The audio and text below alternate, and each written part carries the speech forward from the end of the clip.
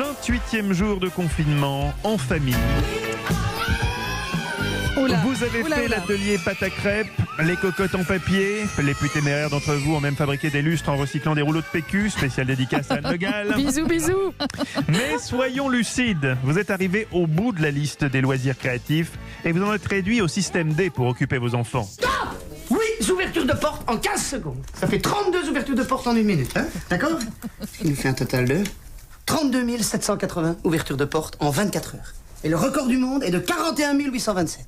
Avec une porte bien huilée, tu deviens le nouveau champion du monde d'ouverture de porte. C'est génial. Ah, vous êtes vraiment au bout du bout en termes d'idées d'occupation. Heureusement, Eva Rock est là et elle sait comment occuper vos chères têtes blondes, n'est-ce pas, Eva? Bah écoutez, je vais essayer avec de l'animation encore une fois à l'honneur de cette chronique destinée aux plus jeunes, mais alors qui ravit aussi les grands. Alors, soit parce que vous savez que vous allez avoir la paix, soit parce que comme moi, en fait, les films d'animation vous ravissent. Ce week-end, en fait, devait avoir lieu le festival du film d'animation, justement, c'était à Rennes. Et à défaut de pouvoir l'organiser, bien une partie des œuvres sont disponibles sur 2 sites. Alors, sur Univers Ciné, un site payant pour les films les plus longs, et puis sur Cube, alors Cube ça s'écrit K-U-B, ce qui est un site gratuit pour les films les plus courts, et vous allez vous régaler. Je pense notamment à cette histoire d'un petit garçon très très myope, à qui on impose des lunettes, c'est normal pour qu'il y voit un peu mieux, sauf que lui, il trouve que la vie elle est bien moins poétique en y voyant clair, d'autant que les copains de l'école, écoutez bien, l'ont rebaptisé.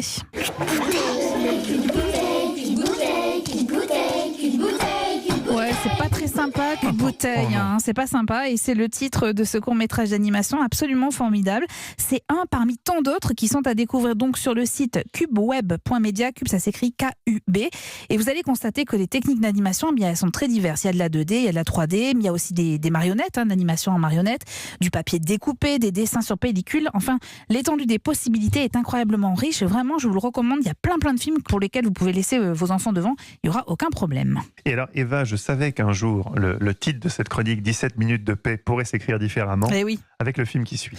Et évidemment, Mathieu, alors là, c'est un film d'animation en images de synthèse. Quel bonheur de retrouver ce héros que j'affectionne particulièrement. Vous allez comprendre tout de suite, à mon avis. Bonjour, Fiona. Oh. Bonjour, Shrek. Oh, Haleine Patinale. Que veux-tu? Rien n'est trop beau pour toi. Frère Shrek sur Fiona, dormez-vous, sonnez les matines, beurrez vos tartines, Oh, c'est fou comme il pousse vite. C'est fou, j'allais le dire, oui. Bueno, vous avez tout pain sur la plancha comme monarque et suppléant. De nombreuses affaires requièrent toute votre attention, Seigneur. Et oui, Shrek, évidemment, Mathieu, vous l'avez reconnu avec son épouse Fiona, mais aussi l'âne et le chat Poté. Ce soir, c'est Gulli qui diffuse à partir de 21h le 3e volet des aventures de notre ogre vert et de sa princesse. Alors, ils sont en train de diriger le royaume de fort lointain depuis la mort du père de Fiona, sauf que ils aimeraient bien mettre la main sur Arthur, qui lui, l'héritier du trône, et puis pour que eux, ils puissent repartir dans les marais, c'est là où ils se sentent le mieux, d'autant que Fiona, elle est enceinte. Alors, autre personnage qui rythme ses aventures, vous l'avez vu le 3e volet ou pas, Mathieu, encore? Eh bien non, je crois. Vous l'avez pas vu?